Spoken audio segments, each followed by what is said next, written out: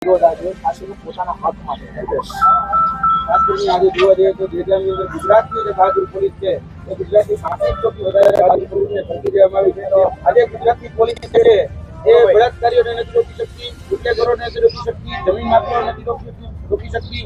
આ ગુજરાતની પોલીસ છે નથી રોકી શકતી.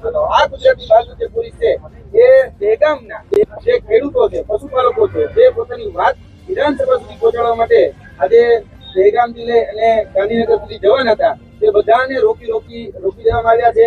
કોઈને ભગોડી રોકી દેવામાં આવ્યા છે, કોઈને ભૈયા રોકી દેવામાં આવ્યા છે, કોઈને ગાંધીનગર લઈ જવામાં આવ્યા છે, કોઈને દહેગામ લઈ જવામાં આવ્યા છે, કોઈને થાપા રોકી દેવામાં આવ્યા છે. લગભગ 1500 થી વધારે ખેડૂતો અને પશુપાલકોને આજે અલગ અલગ જગ્યાએ ડિટેઇન કરવામાં આવ્યા છે. આ ગુજરાતની બહાદુર પોલીસ અને ભારતીય જનતા પાર્ટી બંનેને કહેવા માંગીએ છીએ કે જો તમારામાં તાકાત હોય તો દહેગામના પોલીસ સ્ટેશનની પાછળ જે ડ્રગ્સ માફિયાઓ છે, જે ગુનેગારો અત્યારે જે બેફામ દારૂની લેલમચેલ ચલાવે છે પેલા એને રોકી બતાવો.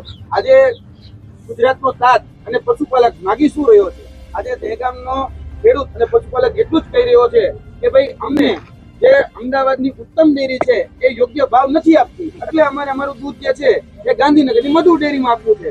કારણ કે સર્વવિદિત વાત છે કે ઉત્તમ ડેરી છે 810 રૂપિયાનો ભાવ આપે છે અને મધુર ડેરી છે એ 850 થી 55 રૂપિયાનો ભાવ આપે છે. અને જે ભાવ ફેર છે એટલે ખાસ કરીને બોનસ આપવામાં આવતું હોય તો એ ઉત્તમ ડેરીની અંદર 3 થી 4% સુધીનું બોનસ આપવામાં આવે છે અને જે મધુર ડેરી છે એમાં 14 થી 15% સુધીનું બોનસ આપવામાં આવે છે. અને આ વાતને લઈ અને ખેડૂતો પોતાની વાત રજૂ કરવા માંગે છે તો આજે એની કોઈ વારે નથી આવતું. આજે એના પક્ષ કોઈ નથી રાખી રહ્યું અને આજે ખેડૂતો જ્યારે સ્વયંભૂ રીતે સ્વેચ્છાએ વિધાનસભા સુધી પહોંચવાનો પ્રયત્ન કરતા હતા આજે એને અટકાવવામાં આવ્યા.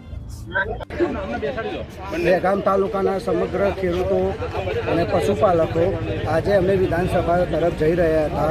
જ્યારે અમે 10 એક ટ્રેક્ટર લઈને નીકળ્યા ત્યારે સાપા ચોકડી જે પોલીસ ચોકી બનાવેલી છે રખિયાલ બીટની ત્યાંથી અમને ડિટેન કરવામાં આવ્યા છે. અમારી લગભગ 4 ગાડી ભરીને અમારા પશુપાલકોને ત્યાં લઈ જવામાં આવ્યા છીએ અને અત્યારે હાલ દહેગામમાં ભારે અગ્નિ જેવો માહોલ જામેલો છે. ખેડૂતો પરેશાન છે, બેહાલ છે. એના માટે અમે લડત લડવા તૈયાર છીએ.